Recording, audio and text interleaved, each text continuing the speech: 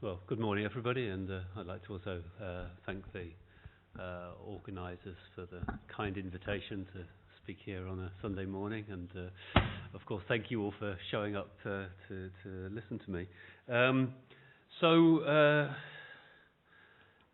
I'll do basically a little introduction what you can expect from a readout when you're looking at very high spatial resolution imaging.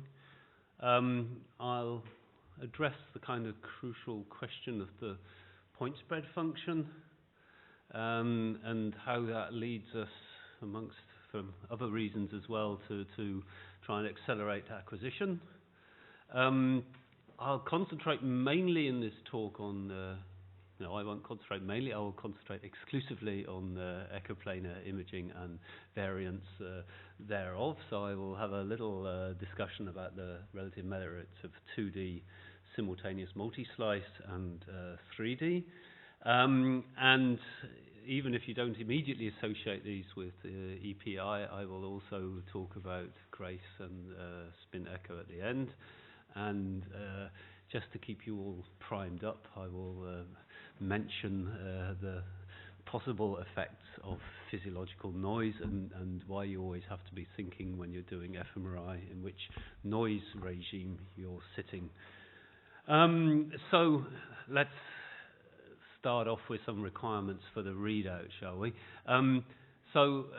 We had a laminar workshop in Nijmegen about 2 years ago, and the question was, how long is a piece of string? And the answer is shorter than 1 millimeter, right? So people generally agreed if you want to be in the game for doing laminar, you need to have something better than 1 millimeter, right? And that's a bit of a relative number. I've realized in the sort of passage of time that physicists actually have a tendency to make life difficult for themselves in doing laminar fMRI, in that they tend to do things like very strongly stimulate the primary visual cortex, which happens to be one of the thinnest pieces of isocortex in the brain, whereas if you go off into a nice language or memory region, you might actually have 3 or 4 millimeters of grey matter to play with, and then the resolution that you need, of course, scales to some extent there as well. So let's say we're targeting under 1 millimeter. 7 Tesla and above, you've got to stay within the SAR limits, and actually even things like spin echo EPI start hitting some problems there. And you've either got to get the right functional contrast out of your readout, or at least not corrupt the functional contrast you want with the readout, okay? So you're going to hear about VASO, which is a blood volume technique at some stage, and I'll mention spin echo later in this talk. And these are all things where your readout can possibly add in a little bit extra information which you didn't necessarily want when you started the experiment. So you can think about these things as long as you like, but at the moment there's no way around using EPI in some kind of variant. And I'm not going to bother with spirals and stacks of spirals and other exotic things, because the other thing you're wanting here is a lot of very high throughput data. So EPI is what you've got. And if you are involved with imaging and if you have a physics background, the first thing you always want to ask yourself is, what does my Pointspread function look like? And as I think, who already knew this? Come on, without using a computer, you already knew this, right? You didn't already. Who didn't know this? Nobody. You're all cowards. Okay, nobody's going to admit to anything. Right. Okay. Basically, if you have a nice, smooth exponential decay in your signal domain, in the time domain, in the frequency domain, you will get something looking like this, which is called a Lorentzian, right? And this is what we tend to like, right? Because it's nice and well defined. And we tend to think of the full width half maximum of this as being a kind of crucial measure for the quality we've got. So just imagine you could isolate a single voxel and get the signal decay from that voxel and take the Fourier transform from it. And then you can see here that we've got a nice relationship. You can see my mouse? I can see my mouse. Right. Good. Telling us here omega half, and then f a half is 1 over pi T2 star, right? So that's kind of nice that we get this extra pi factor here.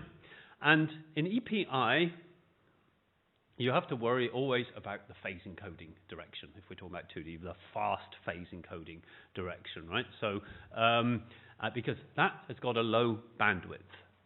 So ultimately what you're looking at in terms of having a true resolution matching your nominal spatial resolution is you don't want things like the bandwidth per pixel being lower than the lateral line width of said pixel, right? Which mostly sounds like a singe, you know, how the heck could you get in that situation? But actually, if you start trying to think about the arithmetic of doing a 256 by 256 acquisition matrix, which is what you're going to be talking about if you want sub-millimeter resolution and using an EPI readout, you're already in quite a bad place, right?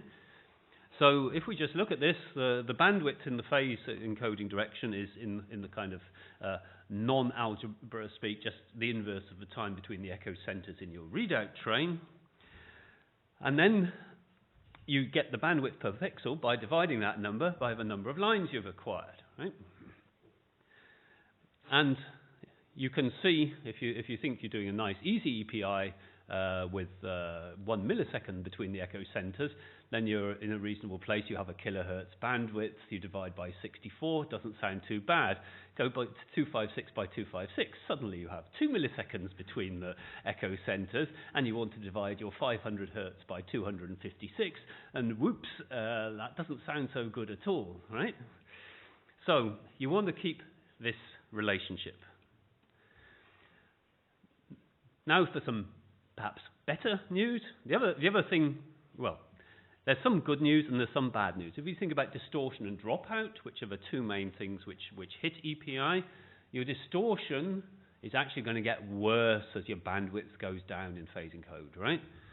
Whereas when you actually have thin slices, your dropout gets better. So these are two extreme cases here. This is just to shock you, right? Basically, nobody in their right mind would set up an imaging experiment to look like this, but just to remind you what distortion looks like on the left and what dropout looks like on the right here. So, what are we dealing with? Well, if you look at 7 Tesla, which is the core part of this session here, we're looking, as Vitska was saying, at T2 star relaxation time somewhere around here, 25, 30 milliseconds. And if you start getting worried about the fact you're imaging blood as well, you've got 7 to 13 milliseconds, right? The T2 of venous blood gets very short, apparently, at 7 Tesla. Not everyone quite agrees with this, but no one's succeeded in completely disproving it either. Right, so we live with these numbers in the literature. So, what does this mean for EPI? Well, high in-plane resolution can potentially lead to the true resolution being worse than nominal resolution. And actually, if you think you're imaging venous blood, and it may even be making a pretty large contribution to your signal when you're doing laminar fMRI, you should be seriously worried about this stuff. And I'm just emphasizing this here.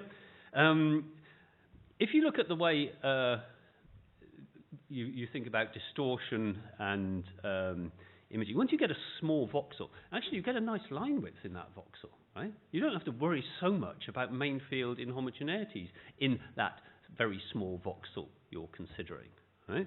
It's a bit of a weird way of thinking about it. If you take a large voxel, 3 by 3 by 3, that's got 27 1 millimeter cubed voxels in it, right? Now, when you look at your 3 by 3 by 3, you get this distortion effect because the signal gets smeared out. Whereas when you're imaging at the higher spatial resolution, you have a better line width within the voxel, but of course the frequency offset leads to those voxels being displaced, right? It's the same conundrum, it just manifests itself differently. So actually it's very important to get your distortion correction good and to get your alignment right. And you'll hear a lot of that later in this session. The other thing is, well, if your target TE, very commonly 20, 25, maybe even 30 milliseconds, that's already constraining your readout duration. So, however you look at these things, you're going to have to accelerate, right? You're going to have to accelerate because you want volume coverage. You're going to have to accelerate because you don't want your line width, your effective bandwidth per pixel getting bad. So we're going to have to speed up. And what can we do? Well, you can put in partial Fourier, which almost everybody does, 7868. You can use grappa or sense, right? Partial parallel imaging. And this has the nice effect of reducing your distortion, right?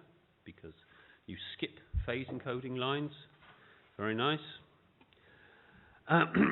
And if you want to get the sort of volume coverage we need, then you're going to have to use something like simultaneous multislice or accelerate in 3D for EPI. Okay? You won't get it around this, because if you want to sample the bold response, you really want to be doing this at least with a volume TR of about 3 seconds.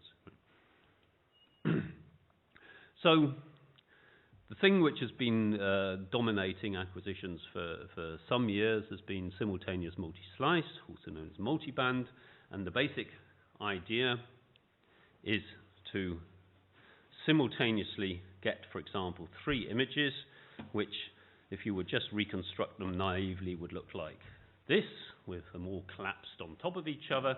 But then, in the usual parallel imaging way, you use the coil sensitivities to disentangle them, and you can substantially accelerate the acquisition in this case.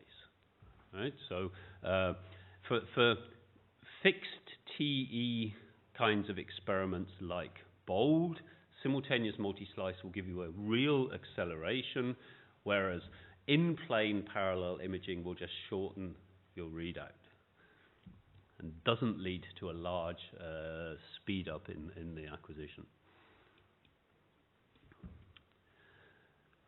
One of the important things which people realized, particularly Felix Breuer and the group in Würzburg, was you can actually disentangle these slices from each other better if you start adding a phase gradient onto them. Because according to the Fourier shift theorem, if you want to disentangle, if you have 2 slices which are close to each other and you want to disentangle them, if you could magically shift one of them by half a field of view, you'd be having a much easier time in terms of the coil sensitivities for doing that, right? So just by adding a phase gradient, for example, alternating the phase of lines in K-space in one slice but not the other, that will shift it, and your whole problem of disentangling becomes much easier.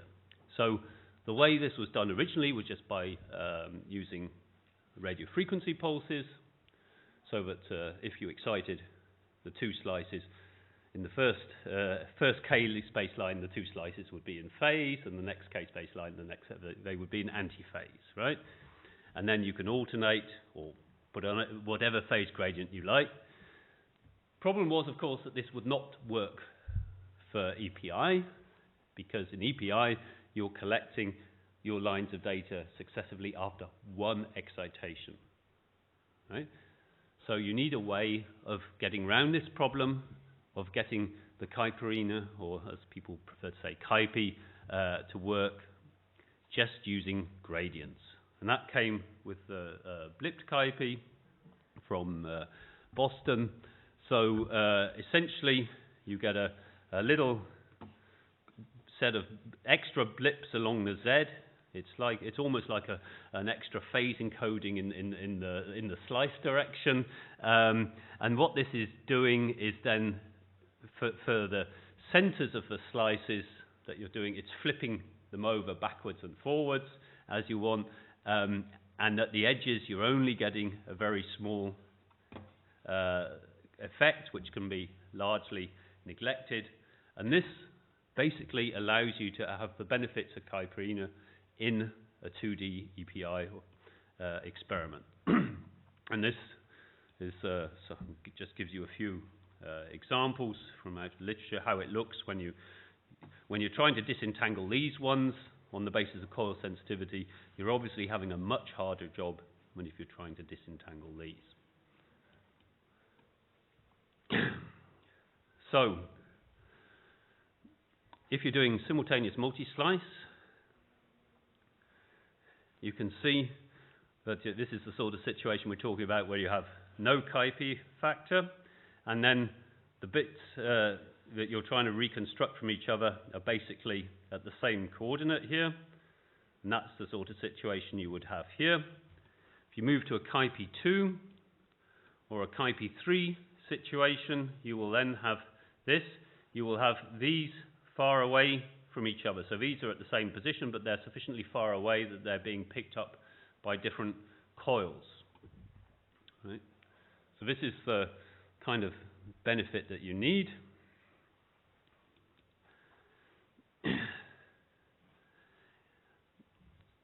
If you look now, you have to watch out, and here we will often, if we're talking about 7 Tesla, for example, when people were doing the human connectome project and getting data at 3 Tesla, they just put everything on Kuiper and didn't do any in-plane acceleration. When you get to 7 Tesla, you still need some in-plane acceleration, and you basically have to watch out you don't get in a tangle between your Kuiper factor and your grappa or sense factor, which can kind of ruin things for you. For example, if you would happen to pick a Kuiper factor of 2 and a grappa factor of 2, you would end up essentially losing all the benefits of the Kuiper, because the points you would be reconstructing would be landing basically equivalent to each other again, because the aliasing that you would introduce with the grappa would effectively cancel out the spatial shift that you would add with the Kuiper. So you then need to add in or make sure that you've got a different grappa factor which keeps your points well away from each other. And to conclude this session on the 2D, here's an example from Boston, which is 0.75 millimeter isotropic. I think actually this was 10 averages, 256 by 256. And you can see TR of 6 seconds here, right? So you are struggling a little bit to get your volume TR that you need. If you look at the 2D protocol which was used in the Human Connectome project, that went to 1.6 millimeter isotropic, and then you could get to a volume TR of 1 second. But I think you can see that 2D EPI protocols can struggle for whole brain coverage within this kind of 3-second target range. And if you look at quite a lot of people who are using 2D EPI for lamina, they're picking out certain bands or slabs of the brain that they really want to look at.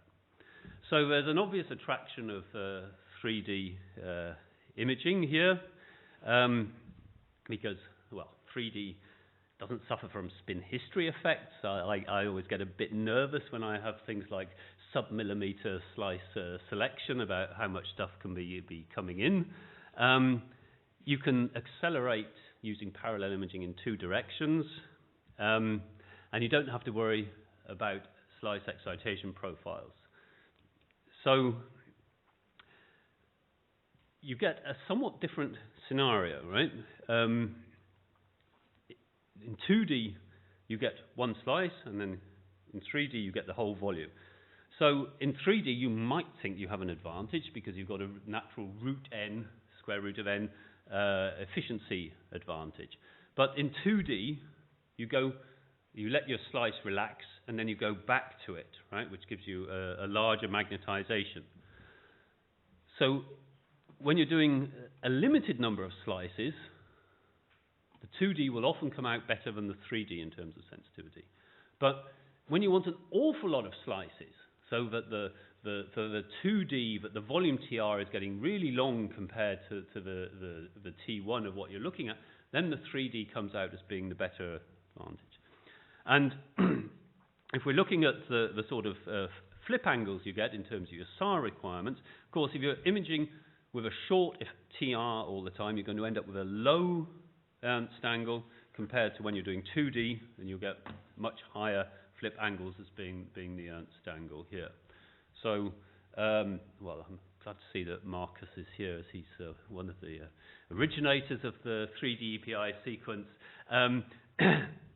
So, basically, why not do 3D EPI? And essentially, accelerate and read out a plane every time you excite. You can jump lines there, and that will give you some time saving. If we go to essentially leaving out every second phase encode line when we're going through this 3D K-space volume. Now let's imagine if we want to cover the same in doing accelerating here, we're going to leave out every second line. Wonderful. And then we go here and leave out every second line in the partition direction as well, and then we can reconstruct. You get a real-time saving, and you get the reduced distortion from having the in-plane acceleration when you acquire. So this has made things quite attractive. You can go and think a bit further, because if you're only looking at the two phase encoding directions, which are traditionally labeled KY and KZ, then you can think effectively of the analogous Kaipi type approach to what we were talking about in 2D, that if you only acquire these data, then you will have this kind of aliasing pattern, and then all the acceleration is loaded onto one set of coils, whereas you can spread this out effectively over Y and Z by different types of sampling patterns, and that will give you a better reconstruction, lower G noise. So here are some examples from Benedict Poser, which are going a bit extreme in terms of 16 times acceleration.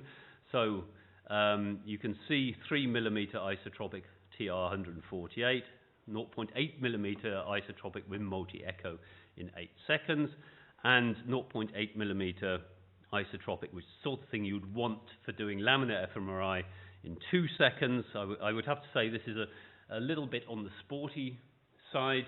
We tend to end up with protocols on around 3 seconds for getting close to whole brain coverage, but it's the basic idea is quite important. If we try to summarize what sort of accelerations we think we can get, well, you can get a factor of 3, roughly speaking, in one dimension, just by putting in grappa or sense. You can get up to about a factor of 6 in the SMS direction fairly easily. What you've always got to think of when you're doing simultaneous multislice is what is the absolute physical separation of the slices that you're trying to separate from each other compared to the dimensions of the coils that you are using, right? And we're lucky, I think, in terms of doing brain imaging, and am I allowed to say Novamed? The 32-channel coil is more or less the standard which everybody is using, right? So if you're looking at Witzke's slides about how many people are doing RF coils, actually a lot of the time, almost everybody's using the same stuff, right? So we can compare a lot of these protocols with each other. I think ultimately, when you put everything together, you shouldn't probably be aiming for an acceleration factor much above 12 in total when you're doing 3D. So as we move on a bit from gradient echo EPI, we can say a few things about spin echoes, right? Because there's quite a lot in the literature on spin echo and T2 weighted fMRI, particularly at 7 Tesla, right? And of course, if you have in abstracto a spin echo readout, just a pure spin echo, that will refocus your static field in homogeneities, okay? So you will reduce the bold sensitivity for larger blood vessels and their surroundings. Okay, so And this has been a kind of leitmotif in a lot of attempts to improve intrinsic spatial resolution of fMRI at 7 Tesla. It doesn't actually mean that the spin echo is more sensitive to the signal of the capillaries. Actually, the gradient echo is still more sensitive to the capillary signal. It just means that the spin echo signal should not be contaminated by the large vessel contributions. So if you were a purist, then you would try to do some kind of T2 weighted experiment with a string of spin echoes, otherwise known as turbo spin echo or haste or something like that. But you would soon find out you can't do this at 7 Tesla because you would be putting in far too much RF energy. Okay, so because of the high SAR, we are still required to use EPI or something akin to EPI, even if we want to look at a spin echo. So if we're looking at the readout with EPI, we can say a few other things. Well, basically, if you go to spin echo, it's always going to be a little bit less efficient because your TE then has to match the T2 and not the T2 star. Right? So you end up with something more like a 50 millisecond TE requirement at 7 Tesla rather than the 25 millisecond TE or 20 that you'd be targeting with a gradient echo. If you put in a long EPI readout, and we can have a discussion in the corridor afterwards as to what long actually means, you will get some measure of T2 prime contamination in this, right? So this is the sort of corruption of your contrast that I was talking about at the start. And it then makes it very difficult to get whole brain coverage or anything akin to it with sufficient spatial and temporal resolution. So about 5 or 6 years ago, we were super happy when we managed with very many technical tricks to get 1.5 millimeter isotropic whole brain in 2 seconds, right?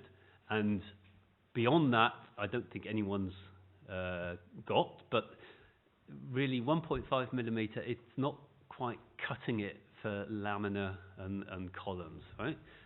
So,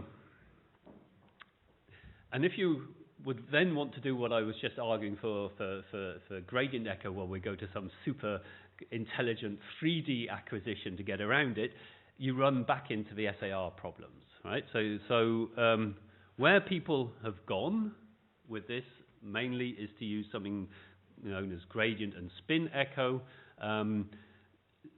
and to look at limited volumes of the brain. And people after me, I could have talked about this for a long time, but I won't. People after me will talk a lot about whether you want to look at large areas of brain and look at it, whether how regions are interacting, or whether you want to look at small regions of the brain and try and get a real true representation of the laminar activation profile of that region. If you go for these limited brain regions, of course, you can't really look at interactions very easily, but you do stand the chance of absolutely optimizing everything in that volume in terms of the shim and the B1 homogeneity, etc., etc. So, just to go back to the originals and the basics, there was the original Grace sequence looked something like this: 90, 180, 180, right?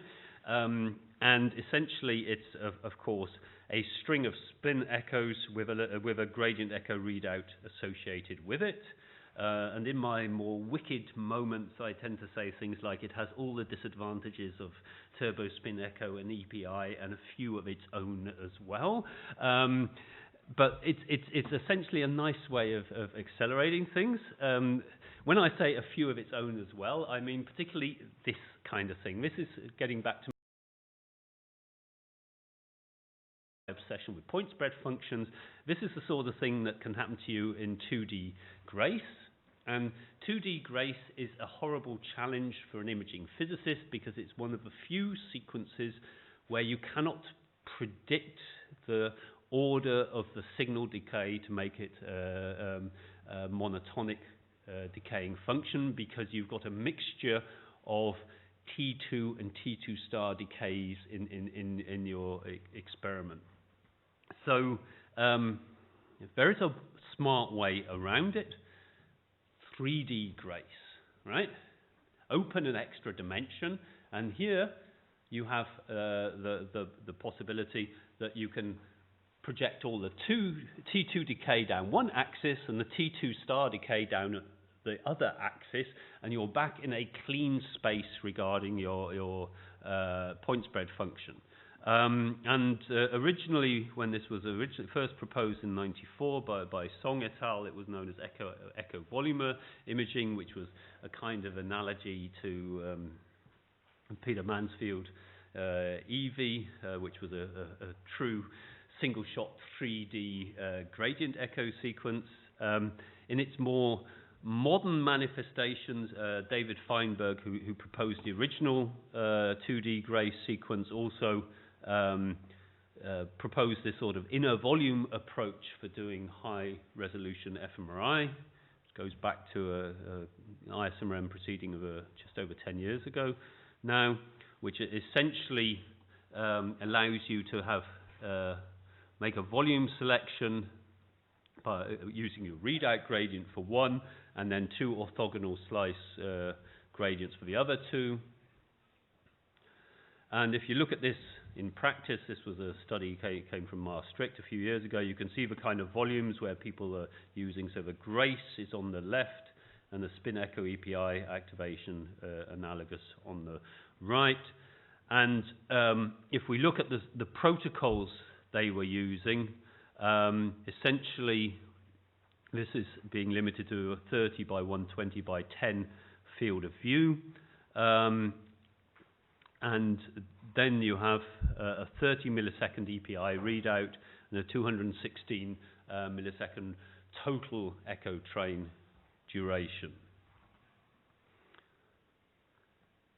I'll finish with some thoughts on noise, right? So basically, without worrying about the details, but years ago, Kruger and Glover kind of showed that most fMRI is in the physiological noise regime. This is a spontaneous question. Who already knew this? Right, okay. For those that didn't, which seems to be the bulk of people here, that basically means that the physics noise is not important. It means that your time course noise is dominated by physiological variation, right? Either it's the intrinsic variation in the bold, or it's respiration, or it's something cardiac. But basically, that physiological noise is proportional to the signal. So it means that, for example, increasing your field strength doesn't give you a lot of benefit because you increase your signal and you increase your noise in the same ratio. It also means when you do things like parallel imaging, which reduce your acquisition window, you don't care about it, right? Normally, when you reduce the amount of data you collect, you reduce your sensitivity, right? Because you're just collecting data for less time. So mostly in fMRI, we get away with hell, right? Because we can accelerate as much as we like in all sorts of wacky ways, and it doesn't affect our fMRI sensitivity. We're in the physiological noise regime. But I've got bad news for you. You want to do laminar, you want to do true laminar or columns, you're in the thermal noise regime, right? So this is the most modern data. This is from the Boston group. These are all larger voxels, like 1 by 1 by 3 millimeter, with 32 channels, sort of equipment everyone's using. But this straight line means you're on the thermal noise regime, and this is the 1 by 1 millimeter, 1 by 1 by 1 millimeter voxel, right? So you are clearly at the voxel level in the thermal noise regime. So it's true. So if you only smooth to a small degree, if you do a lot of smoothing or averaging of signal over layers, actually you get back in the physiological noise regime, right? It's an important point. You get very rapidly in the physiological noise regime because the physiological noise in pure grey matter is much higher than in white matter. So all those 3 mm Vopsal experiments, they were looking at a mixture of grey and white matter. When you look at pure grey matter, the physiological noise is higher. You're much faster in physiological noise. So, but if you're in the thermal noise regime, watch out. Maximize the efficiency of your sequence by minimizing the dead time and having excitation angles close to the Ernst angle, right? With that, Wietske will now release the quiz questions. Yeah, they're all free. Everyone, if anyone who mostly people were walking out during my talk rather than walking in. It was most depressing, I can tell you. But if you go to gmp3.cnf.io, for anyone who happens to walk in, you can page your way to the quiz. We'll be interested to see what the results are as they come up. I'm a very honest person, but I'm also a person of finite memory. I have acquired many slides over the years from very many people. These are the ones I definitely think I should be acknowledging. Anybody else in the audience who thinks I should be acknowledging them, my apologies. I would then like to thank you all for your attention, and we'll open up maybe for a question if there's time.